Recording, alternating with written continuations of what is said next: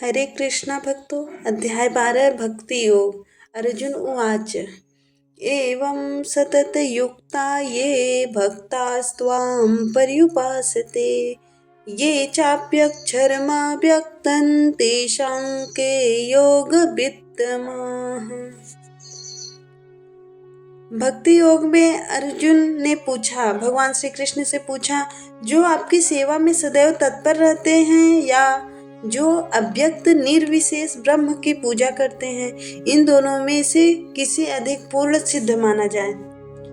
अब तक श्री कृष्ण साकार, निराकार एवं सर्वव्यापकत्व को समझा चुके हैं और सभी प्रकार के भक्तों और योगियों का भी वर्णन कर चुके हैं। सामान्यतः अध्यात्मवादियों को दो श्रेणियों में विभाजित किया जाता है, निर्विशेषवादी और सगुणवादी। सगुणवादी भक्त अपनी सारी शक्ति से परमेश्वर की सेवा करते हैं। निर्विशेषवादी भी श्री कृष्ण की सेवा करता है, किंतु प्रत्यक्ष रूप से न करके वह अप्रत्यक्ष निर्विशेष ब्रह्म का ध्यान करता है। इस अध्याय में हम देखेंगे कि परम सत्य की अनुभूति की विभिन्न विधियों में भक्ति योग सर्वोत्कृष्ट है। यदि कोई श्री भगवान का सानिध्य चाहता है तो उसे भक्ति करनी चाहिए।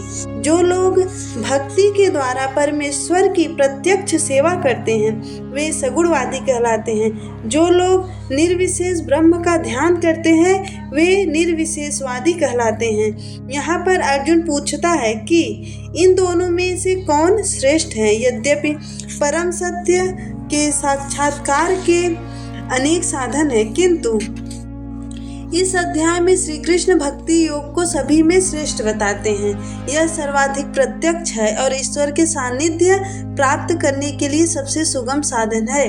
भगवद गीता के 2वें अध्याय में श्री भगवान ने बताया है कि जीव भौतिक शरीर नहीं है, वह आध्यात्मिक स्फुलिंग है और परम सत्य परम पूर्ण है। 7वें अध्याय में उन्होंने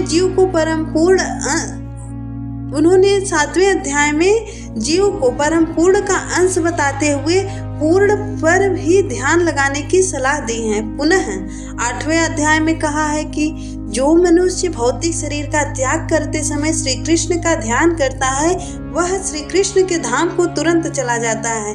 यही नहीं, 6ठे अध्याय के अंत में श्री भगवान ने स्पष्ट कहते हैं कि योगियों में से जो भी अपने अंतःकरण में निरंतर श्री कृष्ण का चिंतन करता है वही परम सिद्ध माना जाता है। इस प्रकार प्रायः प्रत्येक अध्याय का यही निष्कर्ष है कि मनुष्य को श्री कृष्ण के सगुण रूप के प्रति अनुरक्त होना चाहिए, क्योंकि वही चरम आत्म साक्षात्कार है।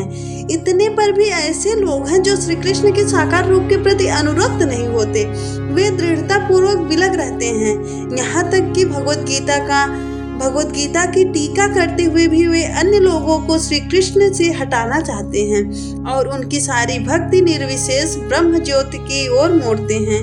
वे परम सत्य के उस निराकार रूप का ही ध्यान करना श्रेष्ठ मानते हैं जो इंद्रियों की पहुंच के परे हैं तथा अप्रकट हैं।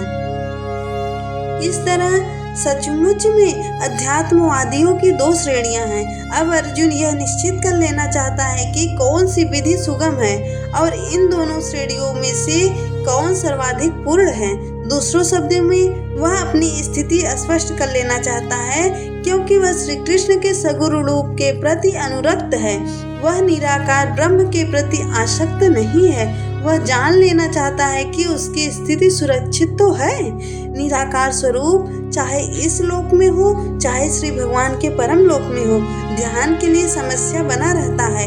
वास्तव में कोई भी परम सत्य के निराकार रूप का ठीक से चिंतन नहीं कर सकता।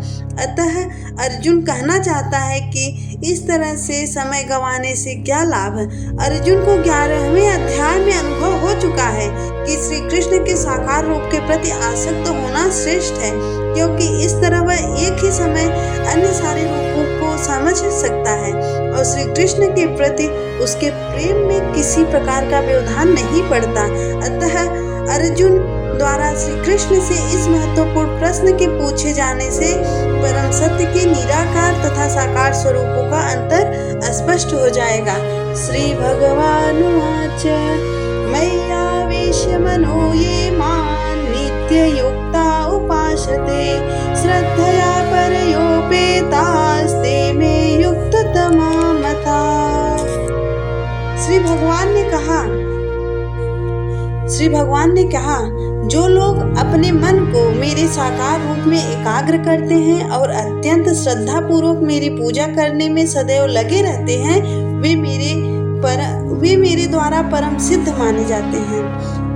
अर्जुन के प्रश्न का उत्तर देते हुए श्री कृष्ण स्पष्ट कहते हैं कि जो व्यक्ति उनके साकार रूप में अपने मन को एकाग्र करता है और जो अत्यंत श्रद्धा तथा निष्ठा पूर्वक उनको पूजता है, उसे योग में परम सिद्ध मानना चाहिए। जो इस प्रकार कृष्ण भावना भावित होता है, उसके लिए कोई भी कार्य भौतिक कार्यकलाप नहीं रह जाते, क्योंकि हर कार्य श्री कृष्ण के लिए किया जाता है। शुद्ध भक्त निरंतर कार्यरत रहता है, कभी कीर्तन करता है तो कभी श्रवण करता है, या श्री कृष्ण विषय कोई पुस्तक पढ़ता है, या कभी कभी प्रसाद तैयार करता है, या बाजार से श्री कृष्ण के लिए कुछ मोल लाता है, या कभी मंदिर झाड़ता बुहारता है तो कभी बर्तन धोता है। वह जो कुछ भी करता है श्री कृष्ण संबंधी कार्यों के अतिरिक्त अन्य किसी कार्य में एक क्षण भी नहीं गंवाता। ऐसा कार्य पूर्ण समाधि कहलाता है। इसमें भगवान कहते हैं, मतलब भक्त जो होते हैं, जो भी कार्य करते हैं वो सिर्फ भगवान के लिए करते हैं। चाहे जो भी कार्य हो, जो भी कर रहे हैं वो भगवान के लिए कर रहे हैं। हरे कृष्ण, राधे राधे।